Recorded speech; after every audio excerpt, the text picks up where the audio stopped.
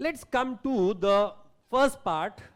मैं वो पहले के जो पार्ट है ना, what is business, what is the meaning of business, उसको मैंने हटा दिया।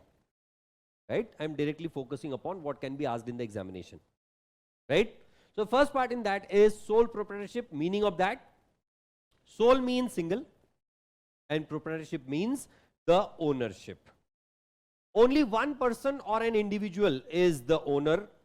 Single person owns, manages and controls all the activities, and therefore individual who owns and runs his business himself is called as sole proprietor. Is this point right? Now the important aspects of sole proprietorship, that is the features of sole proprietorship. The very first, it will always have the individual ownership. एक ही बंदा उस particular business को own करता है. That is why the sole proprietorship is considered to have the individual ownership. No sharing of profits and risk. जो मिलेगा सब मेरा, जो जाएगा वो भी सब मेरा ही. Right? That's why the complete profit and risk belong to the individual only. No sharing of profits and risk. Self employment, मैं किसी के अंडर काम नहीं करेगा, तो मैं खुद के लिए काम करेगा. That's why the sole proprietorship concern creates the self employment. Local market operations, क्योंकि मैं अकेला बंदा कहां कहां पहुंचूंगा, and that's why generally a sole proprietorship business will be found to have only the local area operation. जिस area में वो activated है उसी एरिया में वो अपना बिजनेस कैरी ऑन करता है. No separate legal status. Legally speaking, proprietor and his business में will always be treated as same.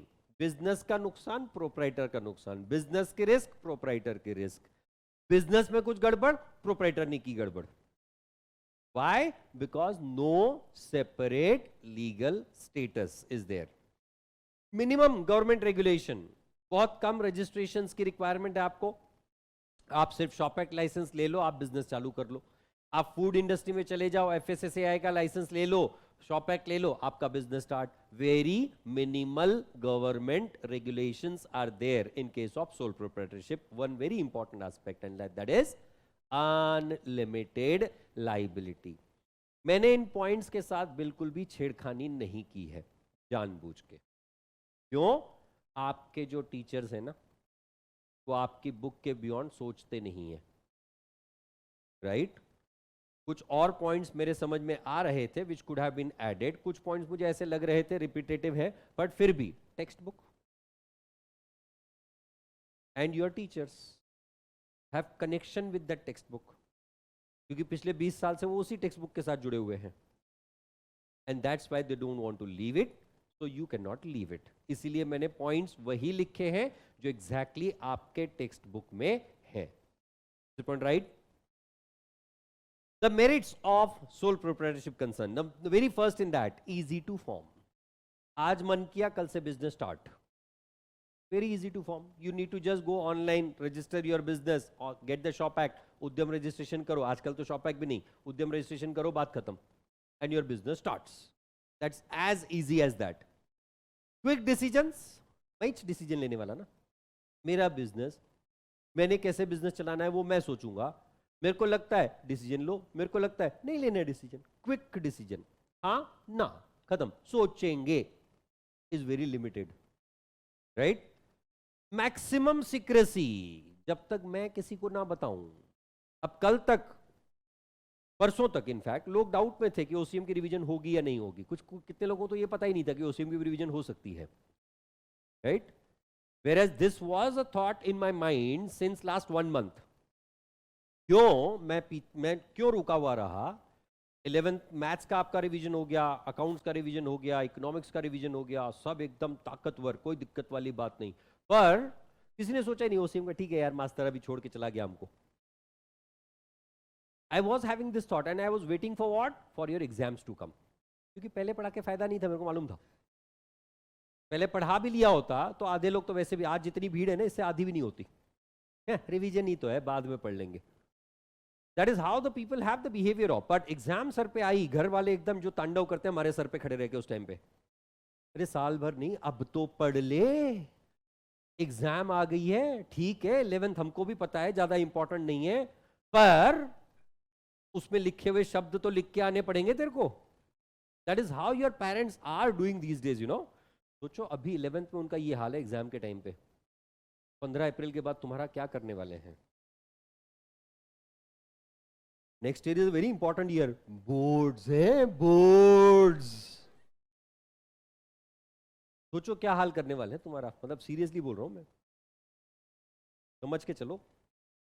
Well, maximum secrecy तो सिर्फ मुझे पता था कि मैं ओसीएम का रिवीजन लूंगा, और मैंने इसीलिए आपसे एग्जाम के डेट्स पूछे थे. In fact the earliest date which was coming was 10th of March, 11th March in fact, 10th या 11th March something like that. 11th Monday है. पर फिर परसों या थर्सडे को, सॉरी वेंसडे या थर्सडे को किसी ने मुझे मैसेज भेजा, sir my college is having the exam starting from 5th of March, and that's the reason I came on to the dates of 3rd and 4th March. Otherwise, I had planned it on 8th, 9th and 10th March only.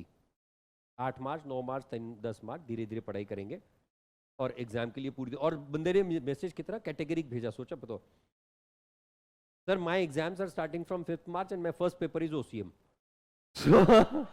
मैं क्या, ये सही है. तू भी आराम में? अच्छा, तू नहीं भेजा था मैसेज?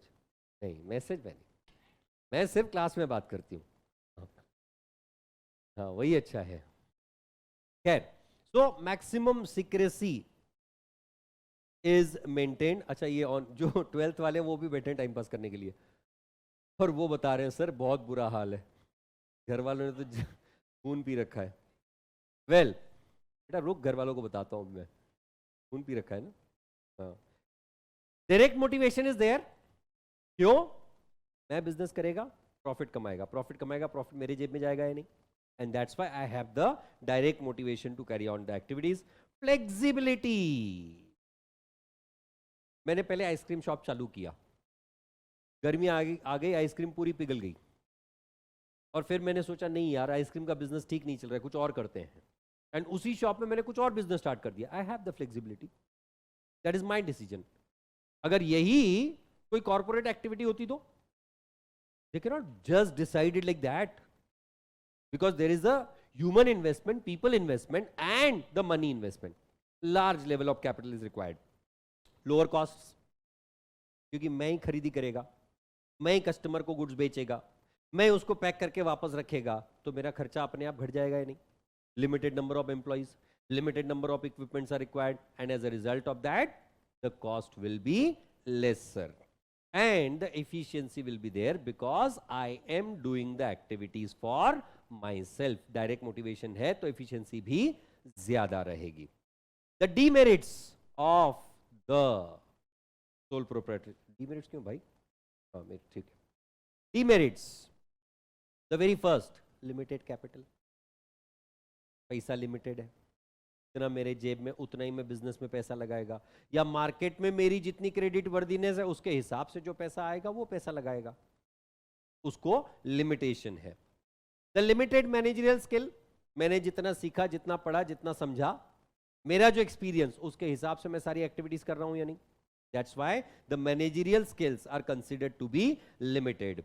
अनलिमिटेड लाइबिलिटी, कल को अगर बिजनेस में नुकसान हुआ तो बिजनेस के नुकसान की भरपाई करने के लिए मेरा घर बार बेचना पड़ सकता है, because the personal assets will be used for paying the business liabilities if business assets are insufficient. That's why it is considered as unlimited liability. Lack of stability. क्यों lack of stability भाई? आज मेरा मन कर रहा है मैं बहुत जबरदस्त बिजनेस कर रहा हूं, 2 साल बाद लगता है नहीं यार बकवास चल रहा है, छोड़ो, चेंज, अब बोर हो गया ये बिजनेस करके. Lack of stability is there. Lack of specialisation. You are the jack of all but ace of none. That is the situation. Large scale business cannot be done. Scalability. आपने अगर recently वो जो बकवास वाला एक show आया था ना, शार्क टैंक इंडिया, वो अगर देखा होगा तो उसमें हर शार्क एक ही बात करता है, तुम्हारे बिजनेस में स्केलेबिलिटी नहीं है. What is that scalability? Going beyond a particular scale, कि आप बड़े लेवल का बिजनेस करना चाहते हो, तो proprietorship is not a good choice. क्यों? You will not be able to do the scalability of that business operations.